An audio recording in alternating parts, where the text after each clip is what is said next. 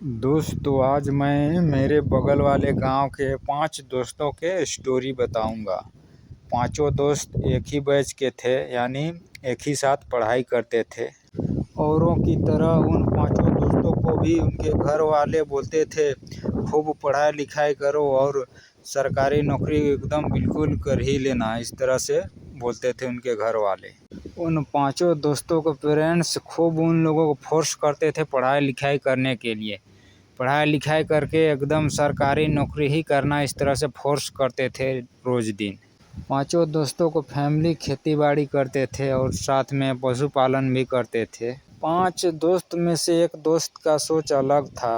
वो किसी के अधीन काम करना ही नहीं चाहता था। और सरकारी नौकरी में तो आप जानते ही होंगे, आपको किसी न किसी के ऑर्डर पर काम करना ही पड़ेगा।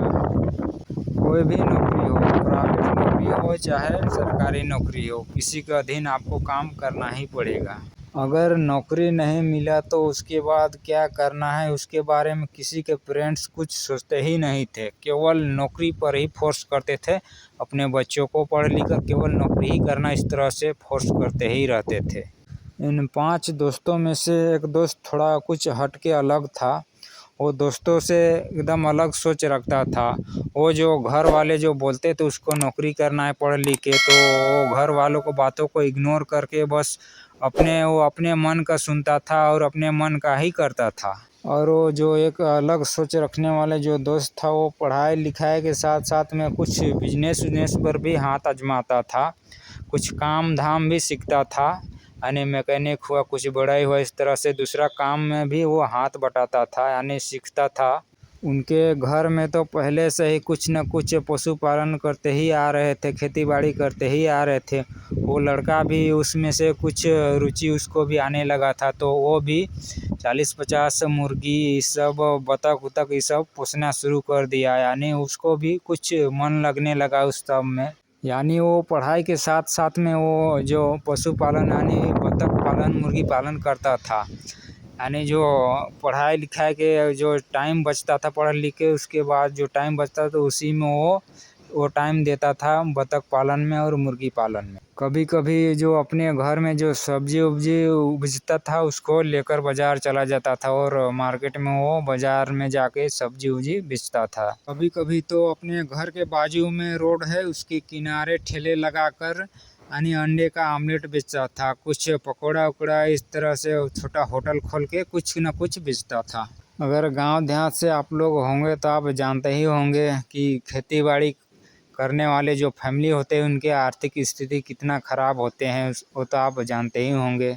वो पांचों दोस्त बहुत खूब पढ़ाई लिखाई किए, लेकिन वो लोगों को नौकरी यानी पांचों को नौकरी नहीं लगा। आप जानते ही होंगे, नौकरी पाने के लिए जो नौकरी ज्वाइनिंग होता है, नौकरी पाने के लिए बहुत सारे पैसा की ज़रूरत होता है। तो उन लोगों का फैमिली खेती बाड़ी करते थे, तो खेती बाड़ी में उतना आमदनी नहीं होते थे, तो नौकरी कैसे ज्वाइनिंग करवा सकते थे। इस वजह से उन पांचों को नौकरी नहीं मिला।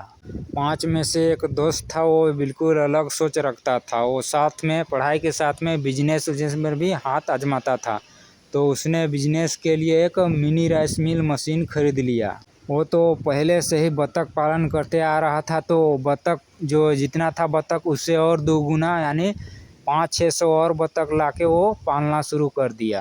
दोस्तों, शायद आपको ये जानकारी नहीं होगा कि बिना उबाले वाले जो धान होते हैं, अगर उसको कुटाई करोगे तो उसके जो छिलके निकलता है, वो छिलके को बतख जो होते हैं वो बड़े चाव से खाते हैं। यानी जो अरवा, जैसे अरवा बहुत जगह बोलते हैं, अरवा जो कोढ़ा होता है भूसा होता है, उसको बतख बड़ा ही चाव से खाते हैं। यानी बिना उबाले वाले धान को अगर कुटाई करके करोगे तो उसके जो छिलके निकलेंगे उसमें कुछ टुकड़े चावल भी चला जाता है। इस वजह से उसको बतख बड़ा ही चाव से खाते हैं। और ये जो बिना उबाल कर अगर धान कुटाई करोगे तो उसका जो भूसा होगा वो बहुत ही महीन होता है, पाउडर जैसे महीन होता है। इस वजह से भी बड़ा पसंद करते हैं बतख उसको खाने के लिए।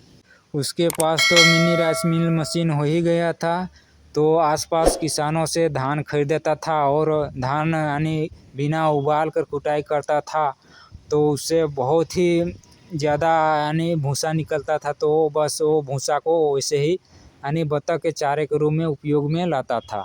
बाकी जो 4 दोस्त थे उनके फैमिली द्वारा उन नौकरी बोल के उनके इतने ब्रेन वॉश कर दिए कि उन 4 दोस्तों को नौकरी के सिवा कुछ सूझते ही नहीं थे, कुछ उन लोगों को मालूम ही नहीं थे।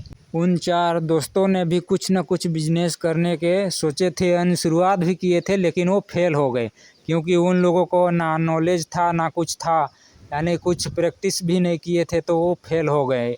इस वजह से वो लोग मजदूरी करने लगे। वो लोग मजदूरी करने बाहर चले जाते थे, जैसे दिल्ली, बम्बई, दूसरा स्टेट, तमिलनाडु, केरला, इस तरह से बाहर चले जाते थे मजदूरी करने। उन 4 में से एक दोस्त यानी 5वां दोस्त जो था वो तो बड़ा ही मस्त पैसा कमा रहा था।